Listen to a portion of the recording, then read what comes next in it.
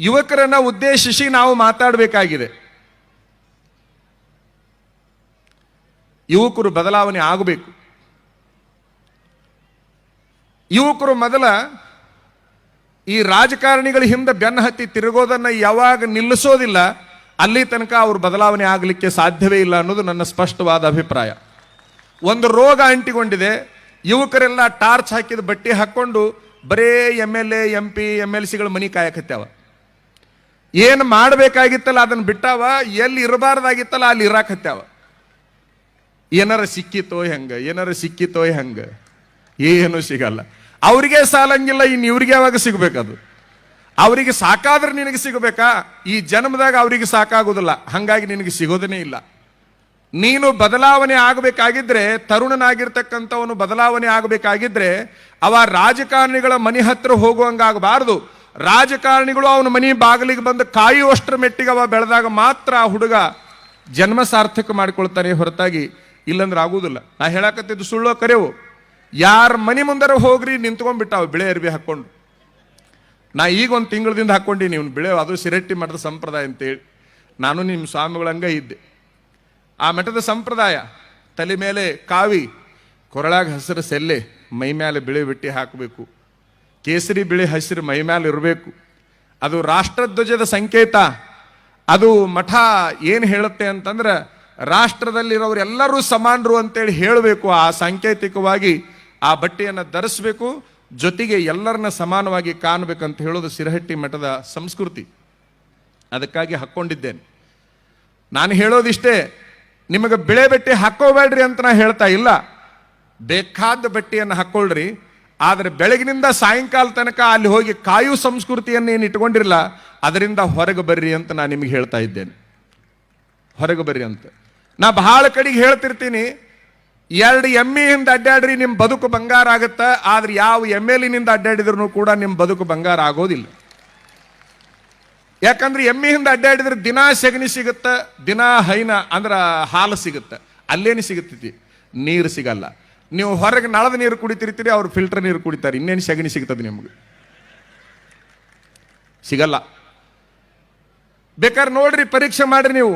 ಈ ವರ್ಷದ 2 ಎಮ್ಮಿ ಮುಂದಿನ ವರ್ಷ 4 ಆಗೇ ತೀರ್ತಾವ, 4 ಎಮ್ಮಿ 8 ಆಗೇ ತೀರ್ತಾವ. ಎಮ್ಮಿಗಳ ಮಾಲಕ್ ಆಗಿಬಿಡ್ತೀನಿ ನೀನು. MLAಗಳಿಗೆ ಎಂದು ನೀವು ಮಾಲಕ್ ಆಗಕ್ಕೆ ಸಾಧ್ಯನೇ ಇಲ್ಲ. ಬದಲಾವಣೆ ಆಗ್ರಿ. ನನಗೆ ಬಹಳ ನೋವಿದೆ ಹುಡುಗರ ಬಗ್ಗೆ. ಆದರೂ ಒಂದು ಖುಷಿ ನನ್ನೊಳಗೆ ಏನಿದೆ ಅಂತಂದ್ರೆ, ನನ್ನ ಎದುರಿಗೆ ಯಾವ ಹುಡುಗ ಬಂದ ನಾವು ಬದಲಿ ಆಗಿದ್ದಾನೆ. ನಮ್ಮ ಯೂಟ್ಯೂಬ್ನೊಳಗೆ ಪ್ರವಚನಗಳು ಭಾಳ ಬರ್ತಾವ. ಅದನ್ನು ಕೇಳೋ ಎಷ್ಟೋ ಹುಡುಗರು ಬದಲಾವಣೆ ಆಗ್ಯಾವ. ನಂಗೆ ಫೋನ್ ಮಾಡ್ತಿರ್ತಾವ, ಅಜ್ಜಾರ ನಾ ಇಡೀ ಊರಿಗೆ ಉಡಾಳರ ಸಂಘದ ಚೇರ್ಮನ್ ಆಗಿದ್ದೆ, ನಿಮ್ಮ ಪ್ರವಚನ ಕೇಳಿ ಭಾಳ ಬದಲಿ ಆಗಿ ನೋಡ್ರಿ, ಚಲೋ ಆಗಿನಿ ಅಂತಿರ್ತಾನೆ. ನನಗೆ ಭಾಳ ಖುಷಿ ಅನಿಸುತ್ತೆ. ಅವಾಗ ನಾನು ದುಬ್ಬ ನಾನ ಬಡ್ಕೊಳ್ಳೋಂಗಾಗಿರ್ತೈತಿ. ನಾನು ರಾಜಕಾರಣಿಗಳನ್ನು ನಿಂದೆ ಮಾಡ್ತಾ ಇಲ್ಲ. ಹುಡುಗರು ಎಲ್ಲಿರಬಾರ್ದು ಅಲ್ಲಿ ಇರಾಕತ್ತಿದ್ದಾರೆ, ಅದನ್ನು ನಾ ಎತ್ತಿ ತೋರಿಸ್ತಾ ಇದ್ದೀನಿ. ಯಾವುದಾದ್ರೂ ಒಬ್ಬ ತರುಣನಿಗೆ ಒಂದು ಪ್ರಶ್ನೆ ಹಾಕ್ರಿ ನೀವು, ಅವ್ರ ಬಾಯಾಗ ಉತ್ತರ ಬರೋದೇ ಬೇರೆ. ಯಾರು ನಿನ್ನ ನಾಯಕ ಅಂತೇಳಿ ಪ್ರಶ್ನೆ ಹಾಕಿಬಿಟ್ರೆ ಸಾಕು, ಒಂದು ಯಾವ್ದಾರ ಹೆಸರು ಹೇಳ್ತಾನೆ. ಒಂದು ಯಾವ್ದಾರ ಪಾರ್ಟಿ ಮುಖಂಡನ ಹೆಸರನ್ನೇ ಹೇಳ್ತಾನೆ, ಪಕ್ಷದ ಮುಖಂಡನ ಹೆಸರನ್ನೇ ಹೇಳ್ತಾನೆ. ಎಲ್ಲಿಯವರೆಗೆ ಒಬ್ಬ ಹುಡುಗ ಯಾರು ನಿನ್ನ ನಾಯಕ ಅಂತ ಕೇಳಿದಾಗ ಒಬ್ಬ ಪಕ್ಷದ ಮುಖಂಡನ ಹೆಸರನ್ನು ಹೇಳ್ತಾನಲ್ಲ, ಅವ ಅದನ್ನು ನಿಲ್ಲಿಸಲಿಲ್ಲ ಅಂದ್ರೆ ಅವ ಬದಲಿ ಆಗುವುದಿಲ್ಲ. ಅವ ಯಾರು ನಿನ್ನ ನಾಯಕ ಅಂತ ಪ್ರಶ್ನೆ ಕೇಳಿದಾಗ ಕಾಯಕವೇ ನನ್ನ ನಾಯಕ ಅಂತ ಯಾವ ಹುಡುಗ ಹೇಳ್ತಾನೆ, ಅವ ಮಾತ್ರ ದೊಡ್ಡ ಆಸ್ತಿಯಾಗಿ ನಿಲ್ತಾನೆ, ಹೊರತಾಗಿ ಒಬ್ಬ ರಾಜಕಾರಣಿ ಹೆಸರು ಹೇಳಿದ್ರೆ ಅವಯವಾಗ ಬದಲಿ ಆಗವದನ್ನು ಸಾಧ್ಯನೇ ಇಲ್ಲ. ಬದಲಾವಣೆ ಆಗಲಿಕ್ಕೆ ಸಾಧ್ಯವೇ ಇಲ್ಲ. ಈ ಸಭೆಯಲ್ಲಿ ಹೇಳೋದು ಸರಿಯೋ ತಪ್ಪು ನಂಗೆ ಗೊತ್ತಾಗ್ತಾ ಇಲ್ಲ. ರಾಮಕೃಷ್ಣ ಪರಮಹಂಸರ ಒಂದು ಮಕ್ಕಳಿಗಾಗಿ ಕಥೆಗಳು ಅನ್ನೋ ಪುಸ್ತಕ ಓದ್ತಾ ಇದ್ದೆ. ಆ ಪುಸ್ತಕದೊಳಗೆ ಒಂದು ಕತೆ ಬಂದಿತ್ತು. ಯಾಕೆ ಮನಿ ಕಾಯಬೇಡ್ರಿ ಅಂತ ಹೇಳಿದ್ ನಾನು, ಬಾಗಲ್ದಾಗ ಹೋಗಿ ನಿಂದಿರಬೇಡ್ರಿ ಅಂತ ಹೇಳಿದೆ. ಒಂದು ಬೀಜದ ಹೋರಿ, ಇನ್ನೂ ಕಸಿ ಮಾಡದೇ ಇರುವಂಥ ಹೋರಿ ಅಂದ್ರೂ ಗೊತ್ತಿಲ್ಲ ಇವಕ್ಕೆ ಭಾಳ ಮಂದಿಗೆ. ಎಲ್ಲ ಹೋರಿ, ಟಗರು, ಆಡು, ಕುರಿ ಇವು ಏನು ಗೊತ್ತೇ ಇಲ್ಲ.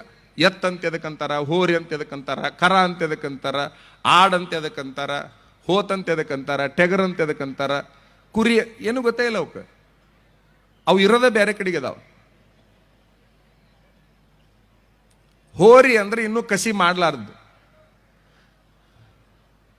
ಅಂಥದ್ದೊಂದು ಹೋರಿ ಮೇಯಾಕತ್ತಿತ್ತಂತೆ. ರಾಮಕೃಷ್ಣರ ಕಥೆಯನ್ನು ಹೇಳ್ತಾ ಇದ್ದೀನಿ ನಿಮ್ಗೆ. ಹೋರಿ ಮೇಯಾಕತ್ತಿತ್ತು. ಕಸಿ ಮಾಡ್ಲಾರ್ದಂದ್ರೆ ಗೊತ್ತಾತಲ್ಲ, ನರಿ ಅದ್ರ ಹಿಂದೆ ಅಡ್ಡಾಡಕತ್ತಿತ್ತು. ಇವು ಸ್ವಲ್ಪ ಹಿಡ್ಕೊಂಡವ ಬಿದ್ದು ಬಿಡ್ಬೋದು, ಇವನ್ ತಿಂದು ಹೋಗ್ಬೇಕಂತ ಅಡ್ಡಾಡಕತ್ತಿತ್ತು. ಏನಂತ ಮನೆಗೆ ಹೋಗಿ ವಿಚಾರ ಮಾಡ್ರಿ. ಅವು ಬೀಳಬಹುದು ಅಂತೇಳಿ ನರಿ ಅದರಿಂದ ಅಡ್ಡಾಡಕತ್ತಿತ್ತು, ಹೋರಿ ಮಾತ್ರ ಮೇಯ್ಕೋಂತ ಅಡ್ಡಾಡಕತ್ತಿತ್ತು. ಸಾಯಂಕಾಲ ತನಕ ಆದ್ರೂ ಅವು ಬೀಳವು. ನಾವೆಲ್ಲರೂ ಸ್ವಲ್ಪ ಹಿಡ್ಕೊಂಡಂಗೆ ಕಾಣ್ತಾವ ಅಷ್ಟೆ, ಕಸಿ ಮಾಡ್ಲಾರ್ದು ಹೋರಿಗೆ. ಸಾಯಂಕಾಲ ತನಕ ತಿನ್ಕೋಂತ ಹೋರಿ ಅಡ್ಡಾಡಿತು, ಮಾರಿ ಒಣಗಿಸ್ಕೊಂಡು ನರಿ ಅಡ್ಡಾಡಿತು. ಅದು ತಿಂದು ಮಲಿಗೆ ಹೋಗಿ ಮಲ್ಕೊಂತು, ಇದು ಮಾರಿ ಒಣಗಿಸ್ಕೊಂಡು ಹೋಗಿ ಬಿದ್ದುಕೊಂತು. ಇದನ್ನು ಹೇಳೋ ಉದ್ದೇಶ ಏನಂದ್ರೆ, ರಾಜಕಾರಣಿಗಳು ಹೆಂಗಾಗ್ಯಾರ ಅಂದ್ರೆ ಆ ಹೋರಿ ಅದಂಗಾಗ್ಯಾರ. ಅವ್ರು ತಿನ್ಕೋಂತ ಅಡ್ಡಾಡ್ತಿರ್ತಾವ, ಏನಾರ ಸಿಕ್ಕಿತನ ಅಂತೀವಿ, ಅಲ್ಲಿ ನರಿ ಅಡ್ಡಾಡ್ದಂಗೆ ಅಡ್ಡಾಡಕತ್ತಾವ. ಮತ್ತು ಸಾಯಂಕಾಲ ಮನೆಗೆ ಹೋಗಿ ಅವ್ರ ಅವ್ವ ಅಪ್ಪನ ಕೈಯಾಗ ಅಂಗಿ ಚೆನ್ನಾಗಿ ಕೊಡ್ತಾವೆ, ತೊಳೆದು ಹಾಕಿಕೊಡ್ರಿ, ನಾಳೆ ಬೇಕಿವು ಅಂತೇಳಿ. ಇವರು ದೇಶದ ಆಸ್ತಿ ಆಗವ್ರ. ಯಾವ ಮನ್ಯಾಗ ಹುಟ್ಟಾರಲ್ಲ ಆ ಮನೆಯ ಆಸ್ತಿ ಆಗಲಾರ್ದ ಮಕ್ಕಳು ದೇಶದ ಆಸ್ತಿ ಯಾವಾಗಕ್ಕ ಆಗಕ್ಕೆ ಸಾಧ್ಯನೇ ಇಲ್ಲ. ಆಗಬೇಕು.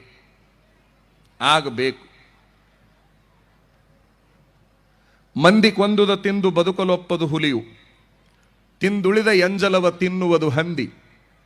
ಬದುಕಿದರೆ ಬದುಕೊಂದು ದಿನ ಹೆಬ್ಬುಲಿಯಂತೆ, ಹಂದಿಯಾಗಿರಬೇಡ ಮರುಳು ಸಿದ್ಧ. ಸಿದ್ಧಯ್ಯ ಪುರಾಣಿಕರದು 4 ಸಾಲಿನ ಪದ್ಯ ಇದು.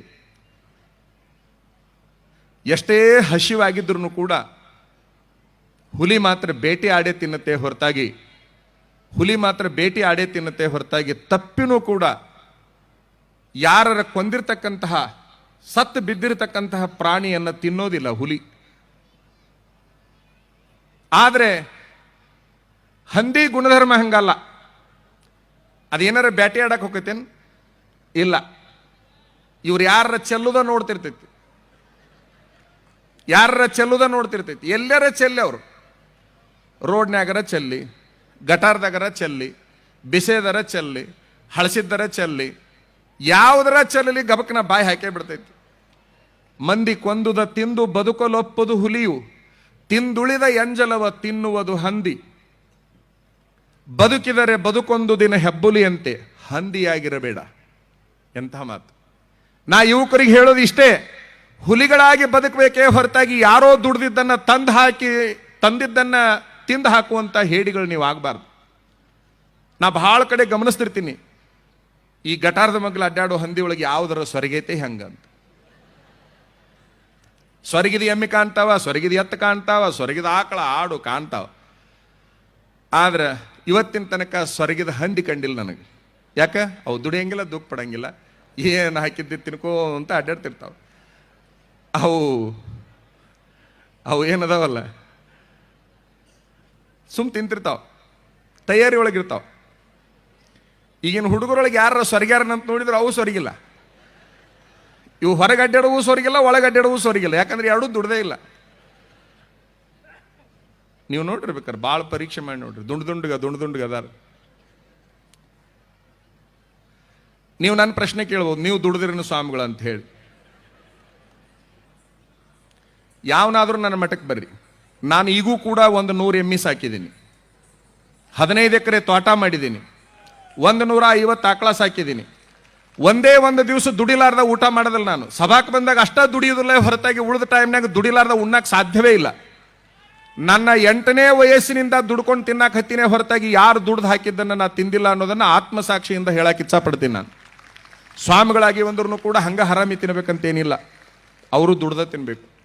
ಈಗ ನಾ ಏನು ಮಾಡ್ತಾ ಇದ್ದೀನಲ್ಲ, ಇದು ನನ್ನ ದುಡಿಮೆನೆ. ನಾವು ದುಡ್ದು ಹೇಳಾಕತ್ತೀವಿ ದುಡೀರಿ ಅಂತ ಹೇಳಿ. ನಾನು ನನ್ನ ಮಠದ ಅಧಿಕಾರವನ್ನು ಸ್ವೀಕಾರ ಮಾಡಿದಾಗ 10 ರೂಪಾಯಿಗೂ ತೊಂದರೆ ಇತ್ತು ನನಗೆ, ಕೇವಲ 10 ರೂಪಾಯಿ. ಆದರೆ ಯಾವುದೇ ಭಿಕ್ಷೆಯನ್ನು ಬೇಡಿ ನಾವು ಮಠ ಉದ್ಧಾರ ಮಾಡಲಿಲ್ಲ. ದುಡ್ದು ಮಠ ಕಟ್ಟಿದ್ದೇವೆ, ದುಡ್ದು ಸಮಾಜ ಕಟ್ಟಿದ್ದೇವೆ, ದುಡ್ದು ಕೆಲಸ ಮಾಡ್ತಾ ಇದ್ದೇವೆ. ಯಾರ ಮನೆ ಮುಂದೆ ಹೋಗಿ ನಿಂದಿರುವಂಥ ಕೆಲಸ ಮಾಡಿಲ್ಲ. ಅದನ್ನು ನಿಮಗೆ ಹೇಳ್ತಾ ಇದ್ದೀನಿ. ಯಾಕೆ ಹೇಳ್ತಾ ಇದ್ದೀನಿ ಅಂತಂದ್ರೆ, ಇನ್ನೊಬ್ಬರು ತಂದು ಹಾಕಿದ್ದನ್ನು ತಿಂದು ಹಾಕೋದೇನು ಬಹಳ ದೊಡ್ಡ ಕೆಲಸ ಇಲ್ಲ, ಅದನ್ನು ಅವು ಮಾಡ್ತಾವೆ ಹೊರಗಿನು.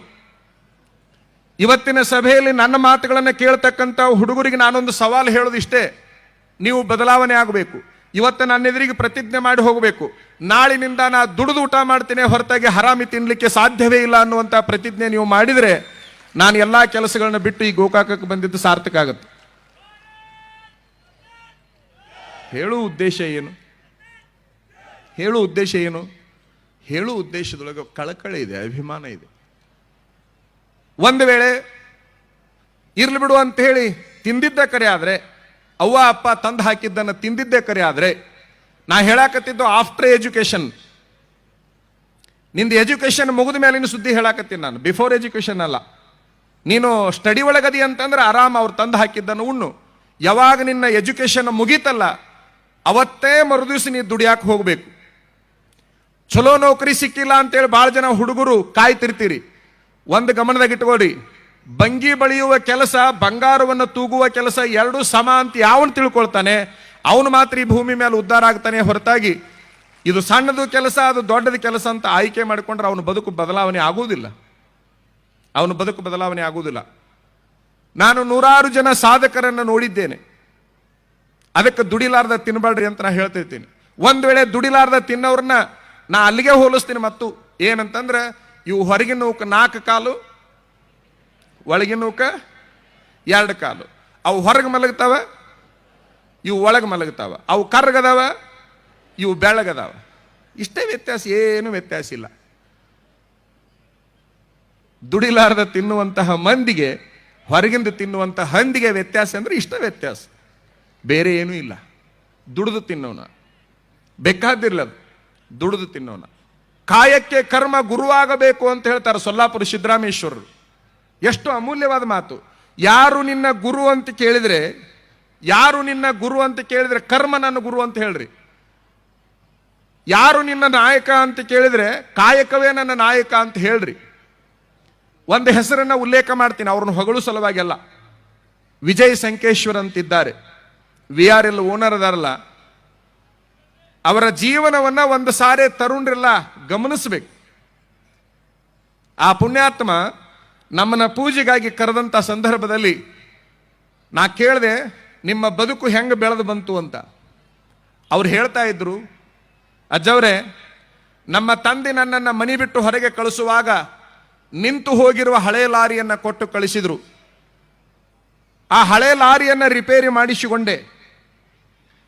ಅದನ್ನು ರಿಪೇರಿ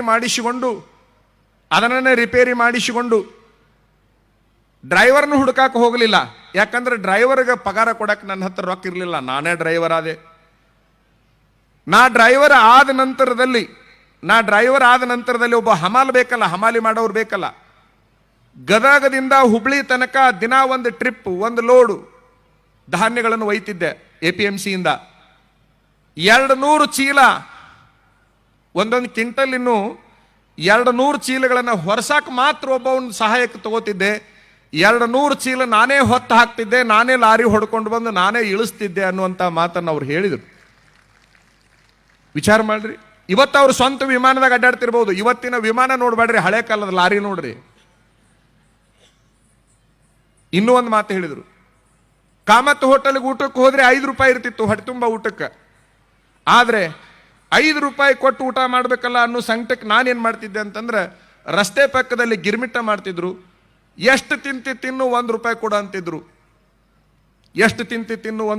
ಅಂತಿದ್ರು. 4 ರೂಪಾಯಿ ಉಳಿಸೋ ಸಲುವಾಗಿ ರಸ್ತೆ ಪಕ್ಕಕ್ಕೆ ಗಿರ್ಮಿಟ್ಟ ತಿಂತಿದ್ದೆ. ಅವ್ರು ಹೇಳಿದ ಮಾತುಗಳಿವೆಲ್ಲ ನಾವೆಲ್ಲ ಬಹಳ ಗಮನಿಸ್ಬೇಕು. ಇವನ್ನೆಲ್ಲ ಒಂದು ಸಾರೆ ಒಂದು ಲೋನಾ ತಗೋಬೇಕು ಅನಿಸ್ತು. ಯಾಕಂದ್ರೆ ಊರಾಗ ಅಡ್ಡಾಡ್ದೊಳಗೆ ಟೈಮ್ ಹೊಂಟಿತ್ತು. ಆ ಲೋನಾ ತಗೊಳಕ ಅದರ ಬೆಲೆ ಎಷ್ಟಿತ್ತು ಅಂತಂದ್ರೆ 2,500 ರೂಪಾಯಿ ಇತ್ತು. ನನ್ನ ಕಡೆಗೆ ನೋಡಿದ್ರೆ ರೊಕ್ಕಿಲ್ಲ. ಬ್ಯಾಂಕಿಗೆ ಹೋದೆ, 2,500 ರೂಪಾಯಿ ನಂಗೆ ಸಾಲ ಕೊಡ್ರಿ ಲೋನಾ ತಗೊಳಕ್ ಅಂದೆ. ಚೇರ್ಮನ್ ನೋಡಿದ್ರೆ ಸ್ಯಾಂಕ್ಷನ್ ಮಾಡಿದ್ರು. ಆದರೆ ಮ್ಯಾನೇಜರ್ ನೋಡಿದ್ರೆ ಇಂಥ ಒಂದೊಂದು ಸಾಕ್ಷಿ ಸಹಿ ಹಾಕ್ಸಿದ್ರೆ ನಾನು ಸಾಕ್ಷಿ ಸಹಿ ಹಾಕಿದ್ರೆ ನಿನಗೆ ನಾ ಲೋನ್ ಕೊಡ್ತೀನಿ ಅಂದ್ರು. ಯಾರ ಸಾಕ್ಷಿ ಸಹಿ ಅಂದ್ರೆ ನನ್ನ ಸಂಬಂಧಿಕ. 2,500 ರೂಪಾಯಿ ಸಲುವಾಗಿ ಸಂಬಂಧಿಕರ ಮನೆಗೆ ಸಾಕ್ಷಿ ಸಹಿ ಹಾಕಬರ್ರಿ, ಜಾಮೀನ್ದಾರ ಆಗಬರ್ರಿ ಅಂತ ನಾನು ಹೋಗೋದು ನನಗೆ ಸರಿ ಅನಿಸ್ಲಿಲ್ಲ. ಅವ್ರನ್ನಂತೂ ನಾ ಜಾಮೀನ್ದಾರನಾಗಿ ಕರೆಯಲ್ಲ, ಆದ್ರೆ 1 ರೂಪಾಯಿನೂ ಅವ್ಯವಹಾರ ಮಾಡಲ್ಲ. ನೀವು ನಂಗೆ ಲೋನ್ ಕೊಡ್ತೀರಿ ಅಂತ ಕೇಳಿದ್ರೆ ಅವರು ಕೊಡೋಲ್ಲ ಅಂದರು.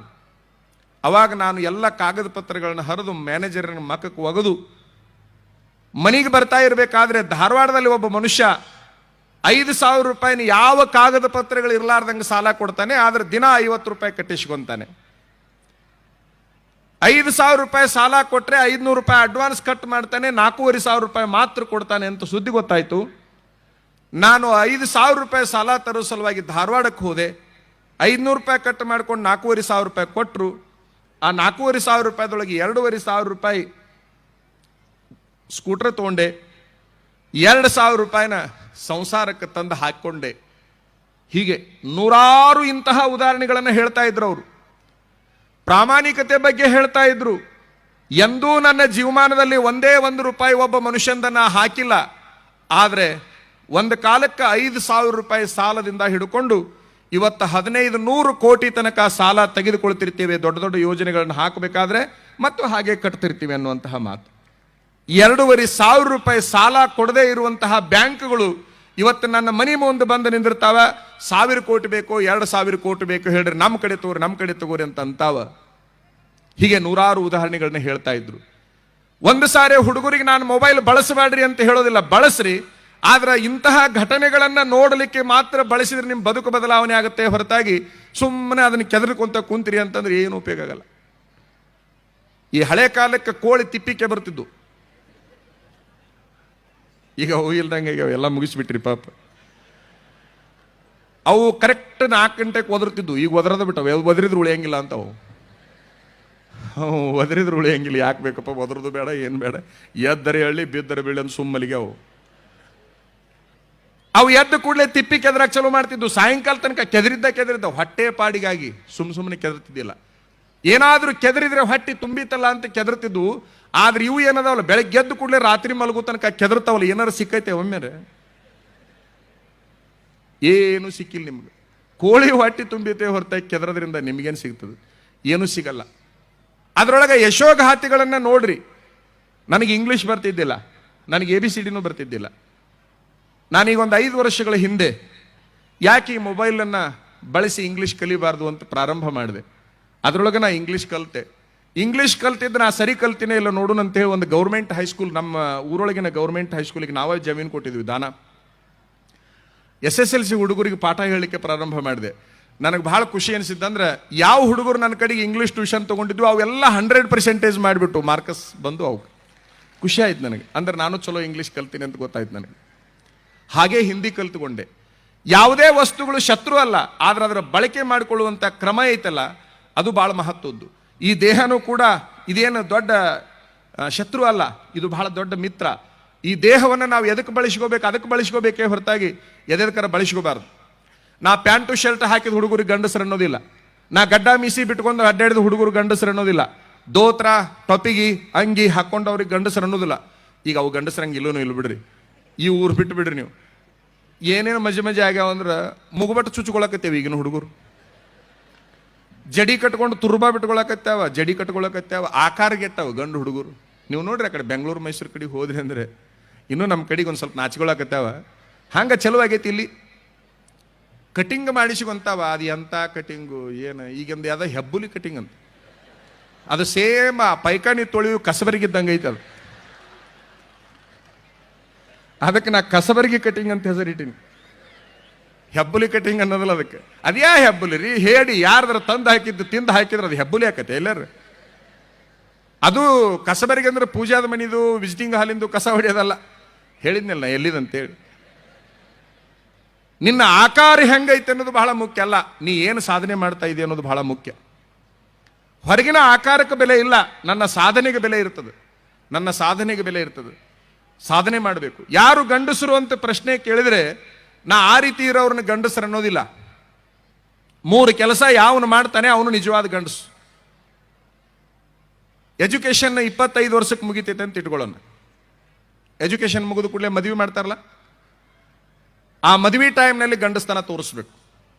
ಕನ್ಯಾ ನೋಡಕ್ಕೆ ಹತ್ತಿದ ಕೂಡಲೇ ಕನ್ಯಾ ನೋಡುವ ತಂದೆ ತಾಯಿಗಳಿಗೆ ಯಾವ ಹುಡುಗ ವರದಕ್ಷಿಣೆ ತಗೊಳ್ಳಲಾರ್ದಂಗ ಮದುವೆ ಆಗ್ತೀನಿ ಅಂತ ಘೋಷಣೆಯನ್ನ ಮಾಡ್ತಾನೆ ಅವನು ಒರಿಜಿನಲ್ ಗಂಡಸೇ ಹೊರತಾಗಿ ವರದಕ್ಷಿಣೆ ತಗೊಂಡನಂದ್ರೆ ಗಂಡಸ ಅಲ್ವೇ ಅಲ್ಲ. ನನ್ನ ಮೊದಲನೇ ಸಿದ್ಧಾಂತ, ನಾ ಗಂಡಸು ಅನ್ನೋ ಯಾವ ನದಿರಿ ಅವರು ಮಾತ್ರ 1 ರೂಪಾಯಿ ವರದಕ್ಷಿಣೆ ತಗೊಳ್ಳಾರ್ದಂಗೆ ಮದುವೆ ಆಗ್ಬೇಕು. ಮೊದಲನೇ ಗಂಡಸ್ತನ ಅದು. ಎರಡನೇ ಗಂಡಸ್ತನ ಯಾವುದು? ಮದುವೆ ಆದ ಕೂಡಲೇ ಅವ್ವ ಅಪ್ಪಗೆ ಗಂಟು ಬೀಳ್ತಾರ, ತಂದೆ ತಾಯಿ ಗಂಟು ಬೀಳ್ತಾರ. ನಮ್ಮ ಪಾಲಿನ ಆಸ್ತಿ ಕೊಟ್ಟು ಬಿಡ್ರಿ, ನಾವು ಹೊರಗೆ ಹೋಗ್ತೀವಿ. ತಂದೆ ತಾಯಿ ಹೇಡಿಗಳಿದ್ರಪ್ಪ ಅಂತಂದ್ರೆ ಅವ್ರನ್ನ ಹೊರಗೆ ಹಾಕ್ತಾರ. ಅವ್ರು ಒಂದು ಸ್ವಲ್ಪ ಗಟ್ಟಿದ್ರು, ಚಲೋ ಇದ್ರು, ಸ್ಟ್ರಾಂಗ್ ಇದ್ರು ಅಂತಂದ್ರೆ ಇವರ ಹೊರಗೆ ಹೋಗ್ತಾರ. ಹೊರಗೆ ಹೋಗೋ ಮುಂದೆ ನಮ್ಮ ಪಾಲಿನ ಆಸ್ತಿ ಕೊಡ್ರಿ ಅಂತಾರೆ. ಯಾರು ಗಂಡಸರು ಅಂತಂದ್ರೆ ತಂದೆ ತಾಯಿಗಳ ಆಸ್ತಿಯಲ್ಲಿ ಪಾಲು ಕೇಳದೇ ಇರೋರು ಗಂಡಸರೇ ಹೊರತಾಗಿ ಪಾಲು ಕೇಳಿದ್ರೆ ಅವ್ರ ಗಂಡಸರು ಅಲ್ಲವೇ ಅಲ್ಲ. ಯಾಕೆ ನಿನ್ನ ಹೊಟ್ಟೆ ತುಂಬಿಸ್ಕೊಳಕ್ಕಾಗಲ್ಲ? ನಿನ್ನ ಹೆಂಡತಿ ಅದಾಳಲ್ಲ, ಆಕಿನ ಒಬ್ಬಾಕಿಗೆ ತಂದು ಹೊಟ್ಟಿಗೆ ತಂದು ಹಾಕಕ್ಕಾಗಲ್ವಾ ನಿನಗೆ? ಅವ್ವ ಅಪ್ಪ ಗಳಿಸಿದ ಆಸ್ತಿನೇ ಬೇಕಾ? ಅದನ್ನು ಕೇಳಬಾರ್ದು ನಿಜವಾದ ಗಂಡಸಾಗಿರ್ತಕ್ಕಂಥವು. ಅವ್ರು ಸತ್ತ ಮೇಲೆ ತಾನೇ ಬರ್ತದೆ, ಅದು ಎಲ್ಲಿ ಹೋಗಲ್ಲ, ಪಿತ್ರಾರ್ಜಿತ ಆಸ್ತಿಯಾಗಿ ಬರ್ತದೆ. ಅದು ಬಂದ್ರೆ ಬರೋಲ್ಲ. ಇನ್ನು ಮೂರನೇದೊಂದು ಭಾಳ ಮಹತ್ವದ್ದೈತಿ. ಹುಡುಗರಿಗೆ ಮಾತ್ರ ಹೇಳಾಕತ್ತೀನಿ ಈ ಮಾತು ನಾನು, ಗಂಡು ಹುಡುಗರಿಗೆ. ನಾ ಗಂಡಸಂತ ಅನ್ನವಂಗ ಗಂಡಸರಂಗೆ ಕಾಣವ್ರಿಗೆಲ್ಲ ಹೇಳಾಕತ್ತಿದ್ದು. ನಾ ಗಂಡಸಂತ ಯಾರು ಹೇಳ್ತಾರ ಅವ್ರಿಗೆ ಅಟ ಹೇಳಾಕತ್ತೀನಿ. ಮೂರನೇದು ಭಾಳ ಮಹತ್ವದ್ದೈತಿ. ಯಾರು ಗಂಡಸರು? ಮೂರನೇದೈತಿ ನೋಡ್ರಿ. ಯಾವುದು ಅಂದ್ರೆ 30 ನಿಮಿಷ ಟೈಮ್ ಕೊಟ್ರ ಆತ ಆದ್ರೆ ಹೇಳ್ರಿ. ಮೂರನೇದ್ದು ಯಾವುದು ಅಂದ್ರೆ, ಏನು ನಾನು ಗಂಡಸಂತ ಹೇಳ ಊಟಕ್ಕೆ ಕುಂತಾನಲ್ಲ, ಅವ್ವರ ನೀಡ್ಲಿ, ಅಕ್ಕರ ನೀಡ್ಲಿ, ತಂಗಿಯರ ನೀಡ್ಲಿ, ಅತ್ತೆರ ನೀಡ್ಲಿ, ಯಾರರ ನೀಡ್ಲಿ, ನೀನು ಊಟಕ್ಕೆ ಕುಂತಿಯಲ್ಲ ಹುಡುಗ, ನಿನ್ನ ತಟ್ಟಿ ಒಳಗಿನ ತುತ್ತನ್ನ ಹಿಂಗೆ ಒಂದು ಸಾರಿ ಕೈಯಾಗ ತಗೊಂಡು, ತಾಟಿನೊಳಗಿನ ತುತ್ತನ್ನ ಕೈಯಾಗ ತಗೊಂಡು ಕೇಳು. ಆ ತುತ್ತನ್ನ ನಾ ದುಡಿದ ಮೇಲೆ ನನ್ನ ಕೈಯಾಗ ಬಂದಿಯೋ ಅಥವಾ ಯಾರ ದುಡಿದ ಮೇಲೆ ನನ್ನ ಕೈಯಾಗ ಬಂದಿಯೋ ಅಂತ ಆ ತುತ್ತನ್ನ ಕೇಳು. ಅದು ಸತ್ಯವನ್ನೇ ಹೇಳುತ್ತೆ. ನೀ ದುಡಿದ ಮೇಲೆ ಬಂದೀನಿ ಅಂತಂದ್ರೆ ಅದನ್ನು ಹೊಟ್ಯಾಗ ಹಾಕು. ಇಲ್ಲ ನೀ ದುಡ್ದಿಲ್ಲ ಅಂದ್ಬಿಟ್ರೆ ಅದನ್ನ ಮತ್ತೆ ತಟ್ಟ್ಯಾಗ ಹಾಕಿ ಉಪವಾಸ ಯಾವನು ದುಡಿಲಿಕ್ಕೆ ಎದ್ದು ಹೇಳ್ತಾನೆ ಅವನು ಒರಿಜಿನಲ್ ಗಂಡಸಾಗಿರ್ತಾನೆ ಹೊರತಾಗಿ ಮತ್ತೆ ಹಂಗ ಸುಮ್ ಬಾಯಾಗ ಹಾಕೊಂಡ್ರೆ ಅವ ಗಂಡಸಾಗಕ್ಕೆ ಸಾಧ್ಯನೇ ಇಲ್ಲ. ಮತ್ತು ಆ ಹೊರಗಿನ ಪ್ರಾಣಿಗೆ ಹೋಲ್ಸವ್ ನಾನು. ಯಾರು ಯಾಕೆ ದುಡಿಯೋಲ್ರಕ್ಕ ನಂದಡ್ ತುಂಬಲಿ ಅಂದ್ರೆ. ಇನ್ನೊಂದು ಹೇಳ್ತೀನಿ ನಾನು, ನೀವೇನು ಹೆಣ್ಮಕ್ಳು ಕುಂತಿರಲ್ಲ, ನಿಮ್ಮ ಮಕ್ಕಳ ಮದುವೆ ಮಾಡಕ್ಕೆ ಹೋಗ್ತೀರಿ. ಮದುವೆ ಆಗಬೇಕೋ ಬೇಡ? ತರುಣರು ಆಗಲೇಬೇಕು, ಮೊದಲನೇ ಸಿದ್ಧಾಂತ. ಎಲ್ಲರೂ ಮದುವೆ ಆಗ್ರಿ, ತರುಣರನ್ನವರು ಅಷ್ಟರು, ತರುಣಿಯರು ಮದುವೆ ಆಗ್ರಿ. ತರುಣರು ಮದುವೆ ಆಗಬೇಕಾದ್ರೆ 4 ಪಾಲಿಸ್ಬೇಕು. ತರುಣರು ಮದುವೆ ಆಗಬೇಕಾದ್ರೆ 4 ಪಾಲಿಸ್ಬೇಕು. ಎಲ್ಲರೂ ಮದುವೆ ಆಗ್ರಿ.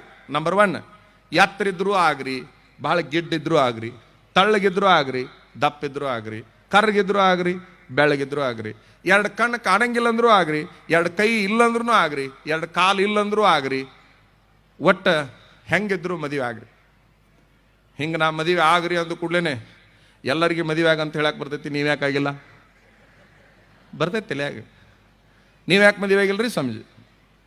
ಎಲ್ಲರೂ ಮದುವೆ ಆಗಬೇಕು, ಆದರೆ 4 ಮಂದಿ ಮದುವೆ ಆಗಬಾರ್ದು. 4 ಮಂದಿ ಮದುವೆ ಆಗಬಾರ್ದು. ಯಾರ್ಯಾರು ಮದುವೆ ಆಗಬಾರ್ದು? ನಂಬರ್ 1, ಯಾರಿಗೆ ವೈರಾಗ್ಯ ಬಂದಿದೆ ಅವರು ಮದುವೆ ಆಗಬಾರ್ದು. ನಂಬರ್ 2, ಯಾರಿಗೆ ಆರೋಗ್ಯ ಸರಿ ಇಲ್ಲ ಅವರು ಮದುವೆ ಮಾಡಬಾರ್ದು, ಅವ್ರಿಗೆ ಮದುವೆ ಆಗಬಾರ್ದು. ಆರೋಗ್ಯ ಸರಿ ಇರದೇ ಇರುವಂಥ ಹುಡುಗರಿಗೆ ದಯವಿಟ್ಟು ಮದುವೆ ಮಾಡಬೇಡ್ರಿ, ಹುಡುಗಿಗೂ ಮದುವೆ ಮಾಡಬೇಡ್ರಿ, ಆಕಿಂದು ಆರೋಗ್ಯ ಸರಿ ಇಲ್ಲ ಅಂದ್ರೆ. ಆದ್ರೆ ಜನ ತಪ್ಪೇನು ಮಾಡಕತ್ತೀರ ಅಂತಂದ್ರೆ ಹೆಂಗೆ ಬಿಡುದ್ರಿ ಅದನ್ನ, ಏನಾರು ಯಾಕಾಗೋಲ್ಲಕ್ಕ ಆಗಿದ್ದು ದೇವ್ರು ಮಾಡಿದ್ದಾಗಲಿ ಅಂತೇಳಿ ಮದುವೆ ಮಾಡ್ತೀರಿ. ಮಾಡಬೇಡ್ರಿ. ಆರೋಗ್ಯ ಸರಿ ಆದ್ಮೇಲೆ ಮಾಡ್ರಿ. ಆರೋಗ್ಯ ಸರಿ ಇಲ್ಲ ಅಂದ್ರೆ ಮದುವೆ ಮಾಡಬೇಡ್ರಿ. ಸುಳ್ಳು ಹೇಳಿ ಮದುವೆ ಮಾಡಬೇಡ್ರಿ. ಅಯೋಗ್ಯರು ಆರೋಗ್ಯವನ್ನು ಕೆಡಿಸಿಕೊಂಡಿರ್ತಾರೆ. ಸುಳ್ಳು ಹೇಳಿ ಮದುವೆ ಮಾಡಿದರೆ ಅದನ್ನು ಕೈ ಹಿಡಿದಿರುವಂಥ ಹೆಣ್ಣು ಕೂಡ ಸತ್ತು ಹೋಗ್ಬಿಡ್ತದೆ ಅಥವಾ ಅದು ಅನಾರೋಗ್ಯದಲ್ಲಿ ಬಳಲ್ತದೆ. ಹಾಗಾಗಿ ಆರೋಗ್ಯ ಸರಿ ಇರದೇ ಇರುವಂಥ ಹುಡುಗರು ಮದುವೆ ಮಾಡಬಾರ್ದು. ಮೂರನೇದು ಯಾವುದು ಅಂತಂದ್ರೆ, ಯಾರ ಚಟಗಳನ್ನು ಕಲಿತು ಬಿಟ್ಟಿದ್ದಾರೆ, ಚಟಗಳಿಗೆ ದಾಸರಾಗಿದ್ದಾರೆ, ಅವ್ರ ಮದುವೆನೂ ಮಾಡಬೇಡ್ರಿ. ಮೂರನೇದ್ದಾಯ್ತು. 4ನೇದು ಯಾವುದು? ದುಡಿಯಲಾರದ ದರಿದ್ರಿಗೂ ಮದುವೆ ಮಾಡಬೇಡ್ರಿ. ಇಲ್ಲ ಬಿಡ್ರಿ, ಅವ ವೈರಾಗ್ಯನೂ ಬಂದಿಲ್ಲ, ಅವನಿಗೆ ಆರೋಗ್ಯನೂ ಭಾಳ ಚಲೋ ಐತಿ, ಅವನು ಯಾವ ಚಟನೂ ಮಾಡಂಗಿಲ್ಲ, ಆದ್ರೆ ಒಟ್ಟ ದುಡಿಯಂಗಿಲ್ಲ ಅಂದ್ರೆ ಆ ಮಗನಿಗೂ ಮಾಡಬೇಡ್ರಿ. ಏನು ಅವಶ್ಯಕತೆ ಇಲ್ಲ. ಈ 4 ಮಂದಿಗೆ ಮದುವೆ ಮಾಡಿದ್ರೆ ಆಗುತ್ತೇನು ಅಂತಂದ್ರೆ, ಆರೋಗ್ಯ ಇದ್ದವಂಗೆ ಮದುವೆ, ವೈರಾಗ್ಯ ಇದ್ದವನಿಗೆ ಮದುವೆ ಮಾಡಿಬಿಟ್ರೆ ಯಾವ್ದಾರ ಗುಡಿಗೆ ಅಲ್ಲೇ ಇಲ್ಲೇ ಮಠಕ್ಕೆ ಹೋಗಿ ಖಾಲಿ ಕುಂತು ಬಿಡ್ತಾನ. ಅಲ್ಲಿ ಆರೋಗ್ಯ ಸರಿ ಇರಲಾರ್ದವನಿಗೆ ಮದುವೆ ಮಾಡಿದ್ರೆ ಆಸ್ಪತ್ರೆಗೆ ಇರ್ತಾನೆ. ಚಟ ಮಾಡೋವಂಗ ಮದುವೆ ಮಾಡಿದ್ರೆ ಗಟಾರದಾಗಿರ್ತಾನೆ. ಯಾವಾಗ ನೋಡಿದ್ರೆ ಗಟಾರದಾಗ ಬಿದ್ದಿರ್ತಾನ. ಮಣ್ಣು ಒಂದು ಊರಾಗ ಹಂದೆಲ್ಲ ಸ್ಟ್ರೈಕ್ ಮಾಡಕತ್ತಿದ್ವು ಅಂತ. ಇಡೀ ಊರು ಹಂದಿ ಒಂದು ಕಡೆಗೆ ಬಂದು ಸ್ಟ್ರೈಕ್ ಮಾಡುವಾಗ ತಹಸೀಲ್ದಾರ್ ಬಂದು, ಯಾಕೆ ಏನು ಬೇಕಾಗಿತ್ತು ಹೇಳ್ರಿ ನಿಮ್ಗೆ? ನಿಮ್ಮ ಕಡೆಗೆ ನಮ್ಮ ಕೆಲಸ ಇಲ್ರಿ, ಅದು ಮಂದಿದ, ಅದು ನಿಮ್ಮ ಕೆಲಸ ಅಲ್ಲಿ. ಯಾರು ಬರಬೇಕು? ಯಾವನು ಹುಟ್ಟಿಸ್ಯಾನ ಅವನು ಬರಬೇಕು. ನಮ್ಮನ್ನು ಹುಟ್ಟಿಸಿದವ ಬರಬೇಕಿಲ್ಲಿ, ಅವನೇ ಬಂದ ಸೃಷ್ಟಿಕರ್ತ. ಯಾಕೆ ಎದ್ರ ಸಲ ಸ್ಟ್ರೈಕ್ ಮಾಡಾಕತ್ತೀರಿ? ಏನಿಲ್ಲ, ನಾವು ಈ ಭೂಮಿ ಮೇಲೆ ಇರಾಕ ಅಲ್ವಿ. ಅಲ್ಲ, ಆಗೈತೇನು? ನಾವು ಎಲ್ಲಿ ಮಲಗಬೇಕಾಗಿತ್ತು ಅಲ್ಲಿ ಇಡೀ ಊರ್ ಮಂದಿ ಬಂದು ಮಲಗಾಕತ್ತಾರ, ಮಲಗಾಕ ಜಾಗ ಇಲ್ಲ, ಹಂಗಾಗಿ ನಾವು ಇಲ್ಲಿರಾಕ ಅಲ್ವಿ. ಕುಡುದು ಕುಡುದು ಕುಡುದು ಕುಡುದು ಏನೇನ ಮಾಡಿ ಮಾಡಿ ಮಾಡಿ ಗಟಾರದಾಗ ಮಲಗಾಕತ್ಯಾವ. ಹಂಗಾಗಿ ಚಟ ಮಾಡೋರಿಗೆ ಮದುವೆ ಮಾಡಬೇಡ್ರಿ. ದುಡಿಲಾರದ ದರಿದ್ರಿಗೆ ಮದುವೆ ಮಾಡಿದ್ರೆ ಯಾವ ಹೆಣ್ಣಿನ ಕೈ ಹಿಡಿದಿರ್ತಾನಲ್ಲ ಅದ್ರ ಜೀವ ತೆಗಿತಾನೆ ಅವನು. ಹಂಗಾಗಿ ದುಡಿಲಾರದ ದರಿದ್ರಿಗೆ ಮದುವೆ ಮಾಡಬಾರ್ದು. ಅಂದಾಗ ಮಾತ್ರ ಆ ಹುಡುಗರ ಬದುಕು ಬದಲಾವಣೆ ಆದೀತು ಅನ್ನುವಂತಹ ಒಂದು ವಿಚಾರವನ್ನು ಈ ಸಂದರ್ಭದಲ್ಲಿ ಹೇಳಿ, 25ರ ತನಕ ಶಿಕ್ಷಣವನ್ನು ಪಡೀರಿ. 25ರ ತನಕ ಶಿಕ್ಷಣ ಆದ ನಂತರದಲ್ಲಿ 50ರ ತನಕ ಸಂಸಾರ. ಒಬ್ಬ ಮನುಷ್ಯನಿಗೆ 100 ವರ್ಷ ಆಯುಷ್ಯ ಅಂತಾರಲ್ಲ, 50 ವರ್ಷದ ತನಕ ಹೆಂಡತಿ, ಮಕ್ಕಳು, ಮನಿ ಕಟ್ಟೋದು, ಬಂಗಾರ, ಬೆಳ್ಳಿ, ಆಸ್ತಿ, ಏನು ವಾಹನ ಎಲ್ಲ ಮಾಡಿಬಿಡ್ರಿ, ಎಲ್ಲ ಮಾಡ್ರಿ. ಎಷ್ಟು ಹೇಡಿಗಳಾಗತ್ತೆ ಹುಡುಗರು. ಯಾಕೆ ವರದಕ್ಷಿಣೆ ತಗೋಬೇಡ್ರಿ ಅಂತಂದ್ರೆ, ನೀವು ನೋಡ್ರಿ ಆ ಮದುವೆ ಆಗೋ ಹುಡುಗನ ಕೊಳ್ಳಾಗಿರುವಂಥ ಬಂಗಾರ ವಸ್ತು ಹಾಕಿದ, ಮೈಮ್ಯಾಲಿರೋ ಬಟ್ಟಿ ಹಾಕಿದ, ಬೆಡ್ರೂಮ್ನಾಗಿರೋ ಹಾಸಿಗೆ ಹಾಕಿ ತಂದಿದ್ದ, ಅವ ಉಣ್ಣಾಕ್ ಕುಂತ ತಾಟು ಹಾಕಿದ. ನೀವು ನೋಡ್ರಿಲ್ಲ ಮದುವೆ ಮುಂದೆ ಅವು ಹೇರ್ಕೊಂಡ್ಬಂದಿರ್ತಾವೆ, ಅವು ಟ್ರ್ಯಾಕ್ಟ್ರಾಗ ಹೇರ್ಕೊಂಡ್ಬರ್ತಾವೆ. ತಂದೀವಿ ನೋಡು ಲಾರ್ಯಾಗ, ಟ್ರ್ಯಾಕ್ಟ್ರಾಗ. ಇವು ನಾಚಿಕೆ ಗಿಡಗಳು ಅವ್ನು ಒಯ್ದು ಮನಾಗಿ ಇಟ್ಕೊಂತಾವ, ಹಂಗೆ ದುಂಡು. ಇವು ಎಲ್ಲಾರು ಗಂಡಸ್ರ? ಇವ್ರು ಎಲ್ಲಾರು? ಮೊನ್ನೆ ಒಂದು ಊರಾಗ ಒಬ್ಬಕ್ಕೆ ಮದುವೆ ಬೇಡ, ಅಕ್ಕಿ ಕಾಳು ಹಾಕ್ಬೇಡ್ರಿ, ತಾಳಿ ಕಟ್ಟಬೇಡ್ರಿ ಅಂತ ಜಗಳ ತೆಗೆದ್ಲು. ನಮ್ಮನ್ನ ಆ ಮದುವೆ ಕರೆಸ್ಯಾರ. ಇದು ಏನಾರ ಆಗಿರ್ಬೇಕಂತೇಳಿ ನೋಡ್ರಿ ಅಪ್ಪ, ಅವ್ರು ಒಂದು ಸ್ವಲ್ಪ ಮರ್ಯಾದೆ ಹೋಗೈತೆ, ಅದನ್ನ ಕರೀರಿ, ಬದಲಾವಣೆ ಮಾಡ್ರಿ. ಆ ಹುಡುಗನ ಅವ್ರು ಹಾಕಿ ಏನಾರು ಮಾಡ್ರಿ. ಯಾರೋ ಒಬ್ರು ಕಿವಿಯಾಗಿ ಹೇಳಿದ್ರು, ಆಕಿನ ಅವಸರ ಮಾಡಿ ಕರೆದು ಬಾಯಿಲ್ ಆಗೈತೇನು ಹೇಳಿ ಬೇಕಾದಿರಲ್ಲ, ಬಗೆಹರಿಸ್ತೀವಿ. ಇವಕ್ಕೆ ಯಾರ ಬೀಗ್ರಂತಾರನ್ರಿ, ಉಪ್ಪಿಟ್ಟು ತಿನ್ನು ಚಮಚೆ ಮರ್ತು ಬಂದವ, ಹಂಗಾಗಿ ನಾ ಅವ್ನು ತರೋ ತನಕ ಅಕ್ಕಿಗಳು ಹಾಕ್ಸೋದಿಲ್ಲ ಅಂತೈತೆ. ಅದು ಇವು ಹೆಣ್ಮಕ್ಳು ಎಂತಿಂತವಾಗ್ಯಾವ ಅಂದ್ರೆ, ಉಪ್ಪಿಟ್ಟು ತಿನ್ನು ಚಮಚೆ ಬಿಟ್ಟು ಬಂದ್ರೆ ಅಕ್ಕಿ ಕಾಳು ಹಾಕ್ಬೇಡ್ರಿ ಅನ್ನಕತ್ತಾವ. ಇನ್ಮೇಲೆ ಗಂಡಸರು ನೇಮ ಮಾಡ್ಕೋರಿ, ನಾನು ಕೈ ಹಿಡಿದ ಹೆಣ್ಣು ಏನನ್ನೂ ತರಬಾರ್ದು, ಆಕಿಗೆ ಏನು ಬೇಕಾಗಿದೆ ಅದನ್ನ ನಾ ಕೊಡಿಸ್ತೀನಿ ಅನ್ನೋ ಅಷ್ಟರ ಮೆಟ್ಟಿಗೆ 1 ವರ್ಷ ದುಡಿರ್ಲೇ ನಿಮ್ಮ ಬದುಕು ಬಂಗಾರಾಗಿ ಹೋಗೈತಿ. 1 ವರ್ಷ ದುಡಿದ್ರೆ ಸಾಕು, ಆಕಿಗೆ ಏನು ಬೇಕು ಅದನ್ನ ಕೊಡ್ಸಾಕ ಬರ್ತೈತಿ. ಹಂಗಾಗ್ರಿ. ಅಂದಾಗ ಮಾತ್ರ ನಿಮ್ಮ ಬದುಕು ಬಹಳ ತೃಪ್ತಿದಾಯಕವಾಗಿರ್ತದೆ, ಖುಷಿ ಇರ್ತದೆ ಅನ್ನುವಂತಹ ಒಂದು ವಿಚಾರವನ್ನು ಹೇಳಿ, 50 ವರ್ಷದೊಳಗೆ 25 ವರ್ಷದೊಳಗೆ ಎಲ್ಲ ಮಾಡಕ್ಕೆ ಬರುತ್ತೆ. ನಾ 95ನೇ ಇಷ್ಟೊಳಗೆ ಪಟ್ಟಾಗಿದ್ದೀನಿ. ಆಗಲೇ 20 ವರ್ಷದೊಳಗೆ ಏನು ಮಾಡಬೇಕಾಗಿದೆ ನಮ್ಮ ಮಟ್ಟಕ್ಕೆಲ್ಲ ಮಾಡಿ ಮುಗಿಸ್ಬಿಟ್ಟಿವಿ ನಾವು. ಕೃಷಿ ಕ್ಷೇತ್ರದಲ್ಲಿ ಏನು ಮಾಡಬೇಕು, ಹೈನುಗಾರಿಕೆಯಲ್ಲಿ ಏನು ಮಾಡಬೇಕು, ಸಮಾಜದೊಳಗೆ ಏನು ಮಾಡಬೇಕು, ಕಟ್ಟಡಗಳನ್ನು ಹೆಂಗೆ ಬೆಳೆಸಬೇಕು, ಎಲ್ಲದನ್ನು ಮಾಡಿದೀವಿ. ಮಾಡಿ ಅನುಭವದೊಳಗೆ ಹೇಳಾಕತ್ತೀವಿ ನಾವು. 50 ವರ್ಷದ ತನಕ ಮನಿತನ ನೋಡ್ಕೊಳ್ರಿ. 50 ದಾಟಿತು ಅಂತಂದ್ರೆ 75ರ ತನಕ ಊರ ಸೇವೆಯನ್ನು ಮಾಡ್ರಿ, ದೇಶದ ಸೇವೆಯನ್ನು ಮಾಡ್ರಿ. 25 ವರ್ಷ ಸೇವೆಗೆ ಮೀಸಲ. ಯಾವಾಗ 75 ಆತಲ್ಲ, ಎಲ್ಲ ಬಿಟ್ಟು ಹಾಕ್ರಿ. ಹೆಂಡತಿ, ಮಕ್ಕಳು, ದೇಶ ಪಾಶ ಎಲ್ಲ ಬಿಟ್ಟು ಹಾಕಿ ಆರಾಮ್ ಊಟ ಮಾಡ್ರಿ, ಧ್ಯಾನ ಮಾಡ್ರಿ, ಮೌನ ಮಾಡ್ರಿ, ಪರಮಾತ್ಮನ ಜೊತೆಗಿರ್ರಿ. ಬಹಳ ಬದುಕು ಹಸನವಾಗಿರ್ತದೆ, ಆನಂದವಾಗಿರ್ತದೆ ಅನ್ನುವಂತಹ ಒಂದು ವಿಚಾರವನ್ನು ಈ ಸಂದರ್ಭದಲ್ಲಿ ಹೇಳಿ, ಈಗ ಒಂದು 50 ವರ್ಷದ ಹಿಂದೆ ನಮ್ಮ ದೇಶದವರೆಲ್ಲ ವಿದೇಶಕ್ಕೆ ಕಲಿಯಾಕೆ ಹೋಗ್ತಿದ್ರು. ಹೋಗಿಲ್ಲ ಅಂತ ಏನಲ್ಲ. ಬಹಳ ಜನ ವಿದೇಶದಲ್ಲಿ ಕಲ್ತು ಬಂದಾರೆ. ಸ್ವಾತಂತ್ರ್ಯ ಹೋರಾಟಗಾರರಲ್ಲಿನೂ ಕೂಡ ಕೆಲವು ಜನ ವಿದೇಶದಲ್ಲಿ ಕಲ್ತು ಬಂದರು. ಆದ್ರೆ ದುರಂತ ಅಂದ್ರೆ ಅಲ್ಲಿ ಕಲ್ತು ಬಂದು ಇಲ್ಲಿ ಸೇವಾ ಮಾಡಿದ್ರು, ಈ ದೇಶದ ಸೇವಾ ಮಾಡಿದ್ರು. ಈಗಿನ ಹುಡುಗರೆಲ್ಲ ಇಲ್ಲಿ ಕಲಿತಾವ, ವಿದೇಶಕ್ಕೆ ಹೋಗಿ ಕೆಲಸ ಮಾಡಕ್ಕೆ ಹತ್ತಿ ಬಿಡ್ತಾವ. ಇದು ಒಂದು ಈ ದೇಶಕ್ಕೆ ದೊಡ್ಡ ಕಂಟಕನೇ. ಈ ದೇಶದ ಹುಡುಗರು ಹೋಗಬೇಡ್ರಿ. ನಮ್ಮ ಸಭಾಧ್ಯಕ್ಷರು ನಮಗೊಂದು ಸೂಚನೆ ಕೊಟ್ಟರು, ಸ್ವಾಮಿಗಳು ಕನ್ನಡದ ಉಳಿವಿಗಾಗಿ ಏನಾದರೂ ಪ್ರಯತ್ನ ಮಾಡ್ರಿ ಅಂತ. ಒಂದು ಸತ್ಯವನ್ನು ಹೇಳ್ತೇನೆ, ನಮ್ಮ ರಾಜ್ಯದ ಎಲ್ಲಾ ಸ್ವಾಮಿಗಳು ಕನ್ನಡ ಉಳಿಸ್ಬೇಕಂತ ಸಾಕಷ್ಟು ಹೋರಾಟ ಮಾಡ್ತಾರ. ಆದರೆ ನಮ್ಮನ್ನು ಆಳುವ ಸರ್ಕಾರಗಳು ಮಾತ್ರ ಇಂಗ್ಲಿಷಿನ ಹಾವಳಿಯನ್ನು ಎಬ್ಬಿಸಿಕೊಂಡು ಬಿಟ್ಟಾವ. ಎಲ್ಲಿ ತನಕ ಸರ್ಕಾರ ಕನ್ನಡ ಕಲ್ತವರಿಗೆ ಮಾತ್ರ ನೌಕರಿ ಕೊಡ್ತೀವಿ ಅಂತೇಳಿ ನಿರ್ಣಯ ಮಾಡೋದಿಲ್ಲ, ಅಲ್ಲಿ ತನಕ ಕನ್ನಡ ಉಳಿಯೋದಿಲ್ಲ ಅನ್ನುವಂತಹ ವಿಚಾರ ನಂದು. ನನಗೆ ಗೊತ್ತದೆ, ಎಲ್ಲ ಕಡೆಗೆ ಇಂಟರ್ವ್ಯೂ ಕರೆದ್ರೆ ಡೂ ಯು ನೋ ಇಂಗ್ಲಿಷ್, ಕ್ಯಾ ಆಪ್ ಹಿಂದಿ ಜಾನ್ತೆ ಹೇ, ಚಲೋ ಅಲ್ಲಿ. ಅವು 2 ಬರ್ತಿದ್ರೆ ಮಾತ್ರ ನೌಕರಿ ಸಿಗ್ತದೆ, ಹೊರತಾಗಿ ಕನ್ನಡ ಬರುವಂಥ ಹುಡುಗಗೆ ನೌಕರಿನೇ ಕೊಡಂಗಿಲ್ಲ. ಇದ್ದ ಸತ್ಯವನ್ನು ಹೇಳಕತ್ತೀನ. ಅಂದ್ರೆ ಆ ಹುಡುಗರು ಏನು ಮಾಡಕತ್ತೇವಪ್ಪ ಅಂದ್ರೆ, ಇಂಗ್ಲಿಷ್ ಕಲ್ತ್ರೆ ನನಗೊಂದಿಟ್ಟು ಏನಾರ ಉದ್ಯೋಗ ಸಿಗ್ತೈತಿ, ಒಂದಿಟ್ಟು ರೊಕ್ಕ ಸಿಗ್ತೈತಿ, ಬದುಕಾಕ ದಾರಿ ಆಗುತ್ತಂತೇಳಿ ಇಂಗ್ಲಿಷ್ ಬೆನ್ನ ಹತ್ತಾಕತ್ತೇವ. ಸರ್ಕಾರದ ಎಲ್ಲ ಕಚೇರಿಗಳಲ್ಲಿ ಇಂಗ್ಲಿಷ್, ಎಲ್ಲರೂ ಭಾಷಣ ಮಾಡ್ತಾರೆ ಪ್ರತಿಯೊಂದು ಸಾರಿ. ನೀವು ಯಾವ್ದಾರ ಊರಿಗೆ ಸಾಹಿತ್ಯ ಸಮ್ಮೇಳನ ಇಟ್ಬಿಡ್ಬೇಕು, 75ನೇ ಸಮ್ಮೇಳನ 80ನೇ ಸಮ್ಮೇಳನ ಅಂತ ಮಾಡ್ತಾರಲ್ಲ, ಎಲ್ಲ ಸಮ್ಮೇಳನ ಅಧ್ಯಕ್ಷರ ಭಾಷಣ ಏನಪ್ಪಾ ಅಂತಂದ್ರೆ ಇನ್ನು ಮೇಲೆ ಕನ್ನಡ ಆಡಳಿತ ಭಾಷೆ ಆಗಬೇಕು, ಅದೊಂದಿಟ್ಟು ಭಾಷಣ ಮಾಡಿ ಹೋಗ್ಬಿಡ್ತೈತಿ ಮೆರವಣಿಗೆ ಮಾಡ್ಕೊಂಡು. ಅಂದ್ರೆ ನಾನು ನೊಂದು ಹೇಳಾಕತ್ತೀನಿ ಈ ಮಾತನ್ನ. ಯಾರ ಚಾಲನೆಗೆ ತಂದಾರ? ಆಡಳಿತಕ್ಕೆ ತಂದಾರ. ಎಲ್ಲಿ ತನಕ ಸರ್ಕಾರ ಇಂಗ್ಲಿಷ್ ಉಳಿಸಲಿಕ್ಕೆ ಪ್ರಯತ್ನ ಮಾಡೋದಿಲ್ಲ, ಅಲ್ಲಿ ತನಕ ಯಾವ ಸ್ವಾಮಿ ಮನಸ್ಸು ಮಾಡಿದ್ರು ಆಗುದಿಲ್ಲ, ಯಾವ ಸಾಹಿತ್ಯ ಮನಸ್ಸು ಮಾಡಿದ್ರು ಆಗುದಿಲ್ಲ. ಯಾಕಂದ್ರೆ ಆಡಳಿತಗಾರರು ಅದರ ಬದಲಾವಣೆ ಮಾಡಬೇಕಾಗತ್ತೆ.